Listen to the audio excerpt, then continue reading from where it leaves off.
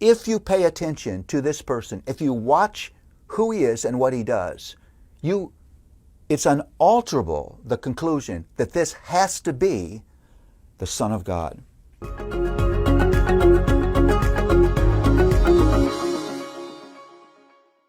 One of the things I love about the four Gospels is, although they are all focusing on the person, the work, the life, and the ministry of Jesus, they're not repetitive at all. Each Gospel is unique and different.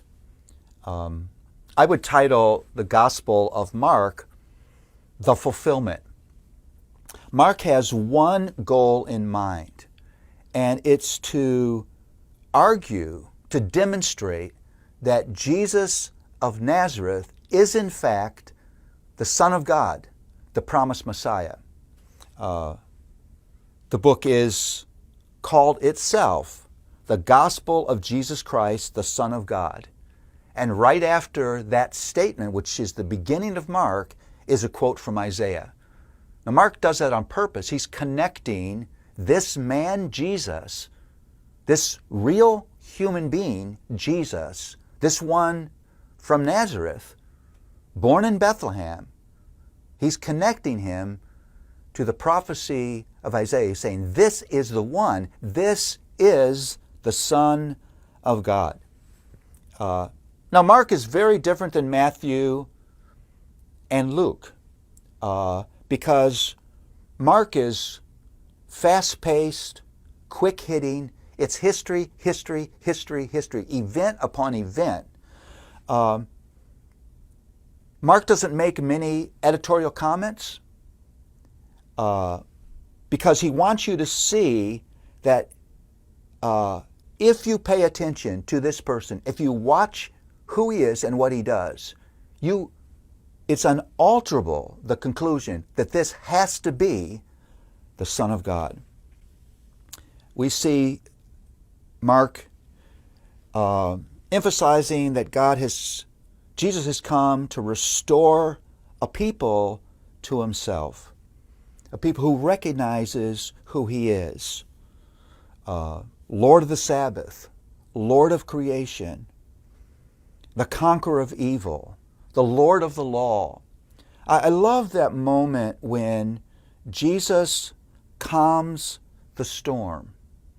That is meant to make you remember a moment in Jonah when God sends the storm.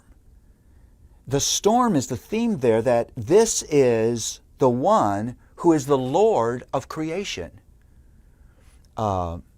And the connection there is important for us. He wants his people to have a new culture, a culture that has him at the center. And so in Mark you have a call to servanthood. You have a call to childlike faith. You have a call to love God and love neighbor. You have a call again to carry his message.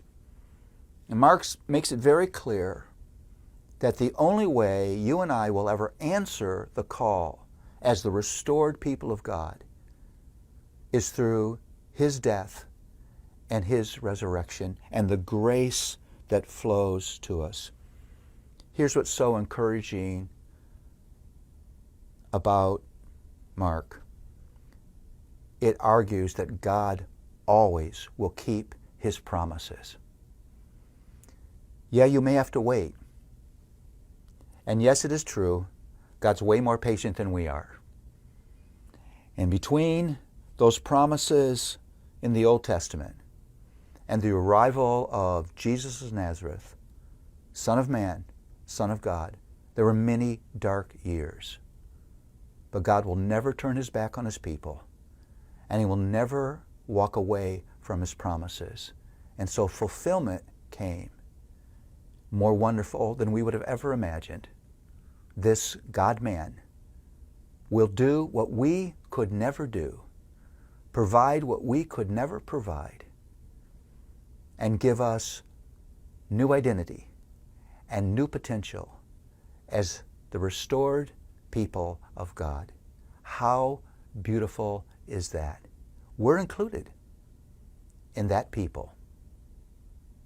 He restores us to himself and calls us to a brand new way of living, and to always live with fulfillment in mind, no matter what we're facing.